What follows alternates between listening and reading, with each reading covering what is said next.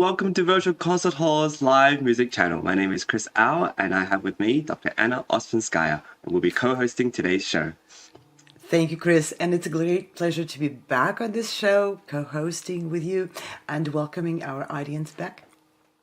Yes, it's amazing. We are in part 3 of the documentary on Beethoven's Symphony No. 4, written and narrated by Lawrence Rapchak, created by New Media Productions worldwide, virtual concert halls, as well as produced by Architects of Music. And thank you to all of the collaborators of Virtual Concert Halls on this incredible project. And I have to say, what connected us and made it all possible is our immense passion for connecting musicians and the audiences in real-time music performances, films, and other music projects from around the globe.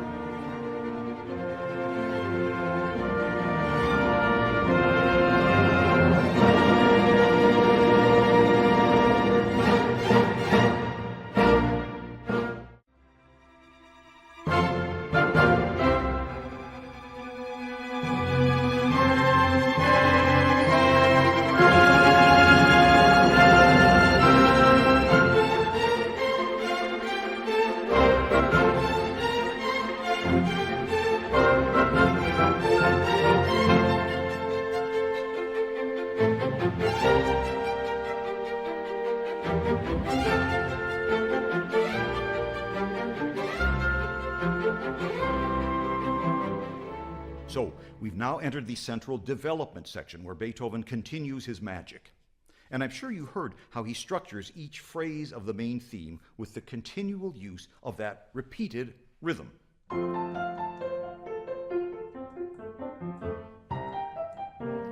And these passages outline the basic harmonies of each phrase. Then they grow softer as the music is reduced to its bare organic essence now. And we're back in the void, with the repeated fragments now in the cellos. And only that little rising scale, formerly ablaze with energy. As we move from darkness to light, but now in the central development section, it's just a whisper in the first violins. And now the flute takes flight with the main theme in the key of D major, the nature key, light and airy and shimmery.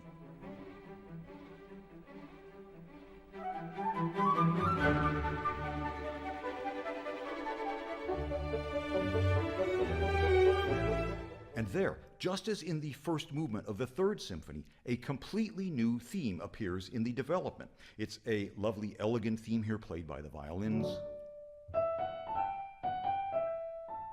as an obligato sort of over the main theme, which is in the bassoon.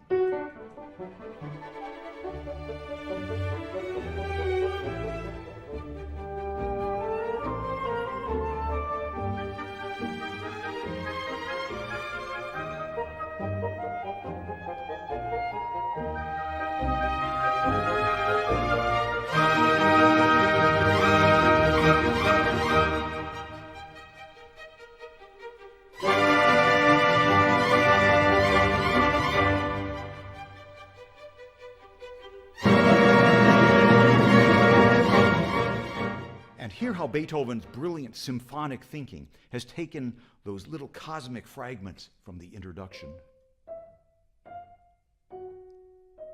transformed them into his main theme. But once that big diminished chord hits this one, recalling the darkness of the introduction, the music seems to lose its way and begin to disintegrate. And this dancing main theme begins to revert to its inanimate state, completely without any expression. It keeps moving, but it's like random elements of nature now, interlocking between first and second violins, and based entirely on this diminished seventh chord, like so.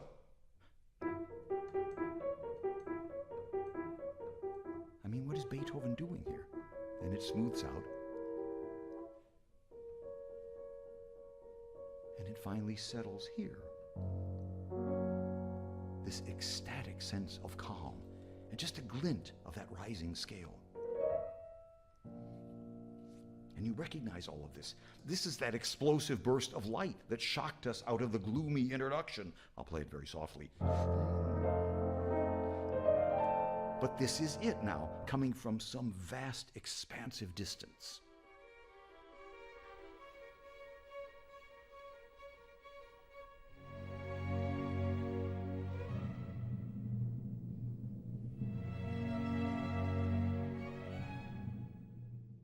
And the unexpected return of the lovely woodwind triad motive from long ago.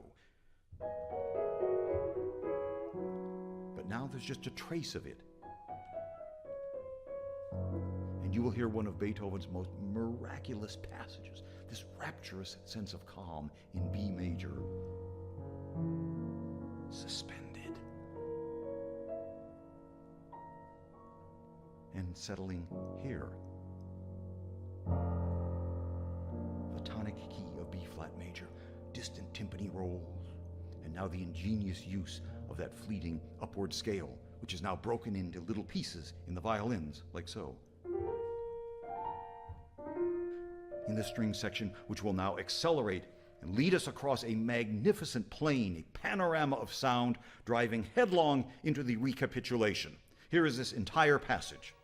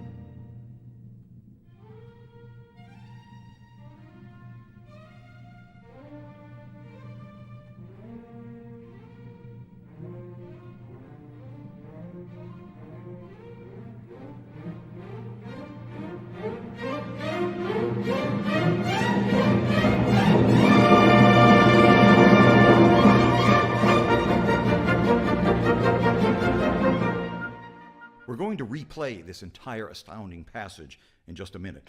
You won't hear it often, as I've said. Again, this symphony is usually regarded as one of Beethoven's weaker efforts, which I think is, can I use the word insane? The vision, the technical control, the flawless sense of structure as the music moves through time, as the music deconstructs and fragments.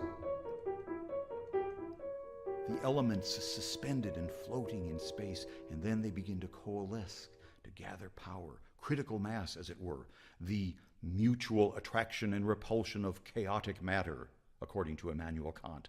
Again, am I reading too much into this music? Listen to it again, and you decide.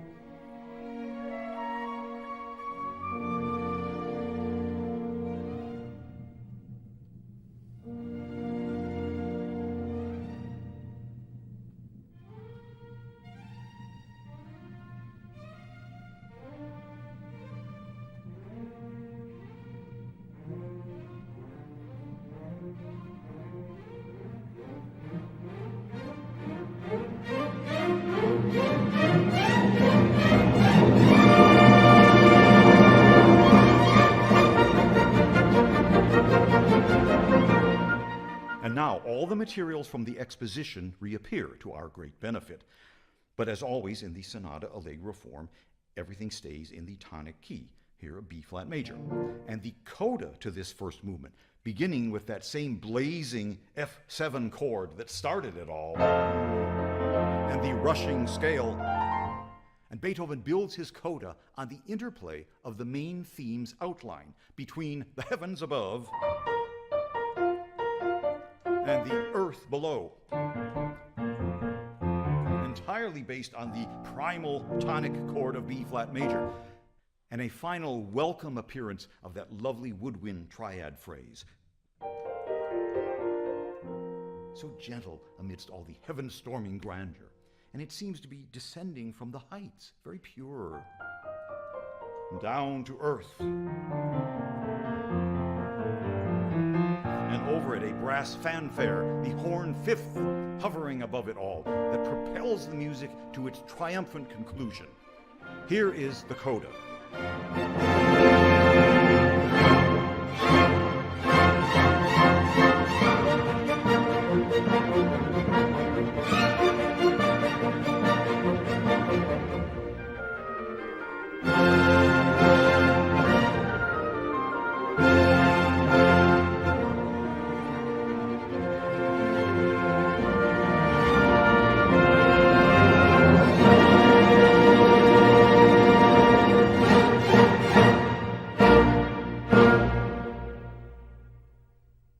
And so, when all is settled and we step back and take in the totality of this first movement and everything that surrounds it, the static, inanimate, soulless void of the introduction, those drifting fragments, and that inexplicable, solemn, liturgical phrase in the strings.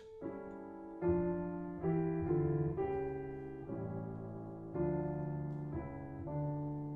the fragments then coalesce into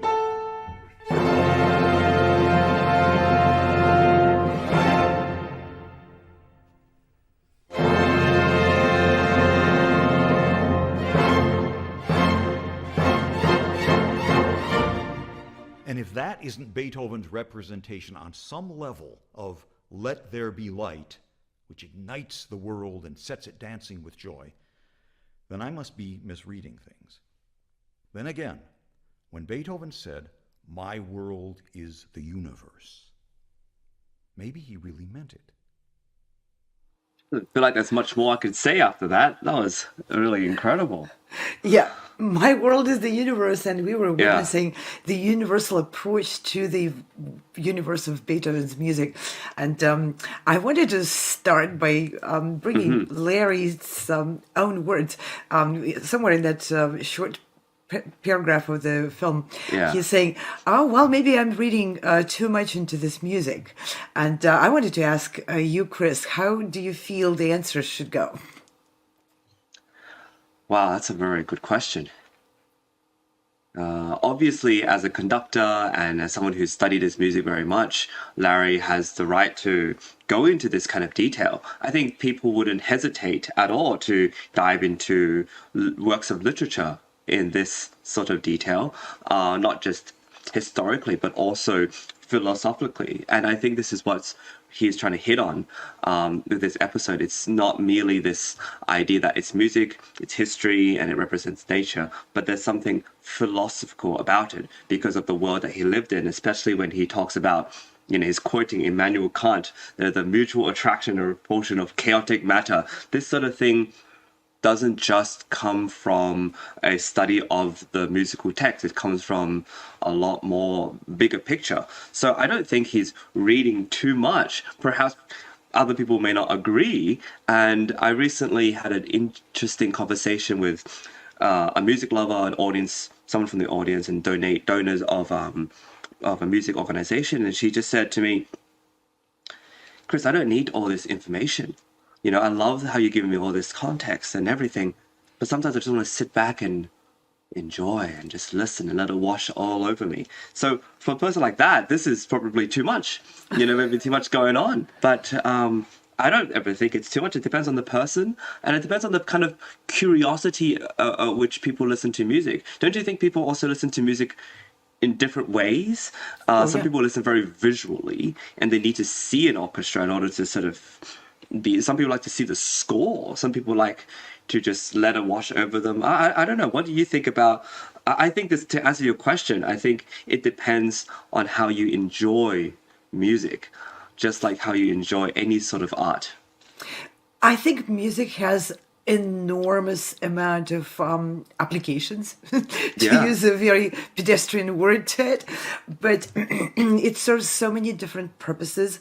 And for instance, I don't complain when people use music as a background, even classical music, even my own recordings, as a I don't background mind. for Yeah. driving or for cooking or doing something else, because music has that energy which creates sort of a magnetic field emotionally, and it has that whether you're listening with a huge amount of attention to it, or very little amount of attention, it still communicates with you. So we respond to music, to all the sounds around us in an emotional way. So even the use of music as a background, I think it's totally Yeah. appropriate. And it's much better than using a noise as a background. Organized Yes. noise, which music is. Now, but that's a very surface like, of course, use or relationship with music. But you go a little deeper and you want to maybe listen to the piece from the beginning to the end and just sit back and enjoy the flow of it, and you don't really intend to understand anything more than just the flow of the sounds which were created for you by the great Beethoven or someone else, and Yeah. that is totally appropriate as well. So the music we connect with music on so many different levels and so many different Yeah. layers, that that's what makes music so attractive, and a form of art which never goes old because of that. And there is also, like you said, there's another level of connecting with music, which is trying to peek into what Beethoven connected with the process of composing it. And that requires a very niche specific curiosity on the person's part, and not everyone wants to engage in it. And that's totally fine as Well, well. that's the thing. I think that it depends, like you said, the curiosity of the person. I think I like to propose that the way you listen to music or enjoy art, it tells a lot about who you are, and it tells a lot Oh about my what kind of gosh. person. Chris, you're putting everyone on the judgment plate. Well, I mean, a little bit. I mean, it's interesting. Go for Also, it, yeah. perhaps the emotional state of where you're at too is a really good. To answer sort of your question about the curiosity of the person, or I think it's if you just need music to help you get through something in life, and that a lot of people use that, but and it's fantastic for it. If you need music to stimulate you and give you ideas, or if you think of music as a way to escape from the troubles and the challenges of the world, I don't think that would really impact the way you listen to music. And some people just hear music. Some people just sort of let it go from one ear to the other, and they had a good time. Some people get really bored by classical music. But I think the thing about classical music that is sometimes makes, I think it makes live performances sometimes difficult for some audience members, is that it really has to, you have to engage with it. You can't merely, unless you listen to a lot of concerts, just sort of let it hit you and then you feel just absolutely empowered immediately, unless you have a lot of exposure to it. I think if you're an audience member that hasn't been to many concerts, these kind of shows and these documentaries, these sort of things can really help because it gives a lot of context. It's not like going to a modern day concert now and all you do is like have to stand there and you're just being blasted with sound, visuals, people dancing all over the stage, and there's graphics and everything thrown at you. I think this kind of music requires of the listener to also connect with it. You have to. It's a two-way street, and I think because of that, some people may get bored because they don't know how to engage with the music, or some people may feel like this music doesn't really relate to them. However, once you start to bridge that gap, or once you start to reach in and listen and hear those themes and hear the different colors and orchestration, and then it starts to really grow on you. You really start to understand it, and it's not something that you just consume. It's sort of like food. You can sort of consume anything, but then what about this ingredient? What about this thing and how it's cooked this way? And then the more you know, suddenly things open up and you enjoy Oh, it better. I like your comparison with food because definitely music of that level of complexity, like Beethoven's, is an acquired taste. There's no question about it, and it is a gourmet meal, and it has the beauty and the satisfaction of that. The more Yeah. you get, just like you said, the more you get into enjoying the ingredients in there and the whole, and how the ingredients connect into the hall, and so that's absolutely true. And I like how Larry is so keenly aware of that, because I want to backtrack and say something about connecting with music. Everyone definitely connects with music on different levels and in different areas and aspects, and sometimes combined, and from day to day it can change. For me personally, and I think Larry, I share it with Larry, there's one aspect of connecting with music which is of special curiosity for me, and that is the possibility to, well, of course it's imaginary, but not completely out of reality, but the possibility to connect with the thinking and emotional process of the composer himself. And Yeah, yeah, yeah. as Larry goes layer by layer into how that music was constructed and what went into that, like going into references in letters and from Beethoven's life and images. Of course, the Virtual Concert Halls team added images to that. It really grows like the roots into what predated this completely polished, beautiful product as a symphony. But Yeah. what predated is Beethoven conceiving the idea, then putting it in writing, and then combining the elements and combining it according to his plan. And it's almost like Beethoven is a man, Beethoven is a creator, starts coming alive. And isn't that an incredible opportunity for anyone to almost like speak with the creator himself of that symphony Yeah.